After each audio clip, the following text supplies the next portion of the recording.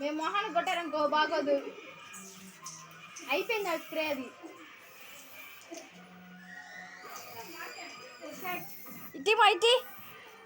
ఇటీ happy birthday to you.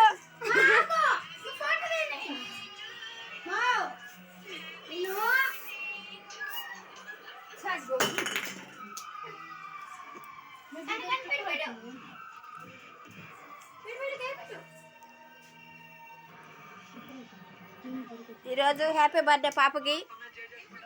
Happy birthday చెప్పండి friends. చూడండి ఫ్రెండ్స్, అమ్మాయికి ఈరోజు పుట్టినరోజు శుభాకాంక్షలు చెప్పండి.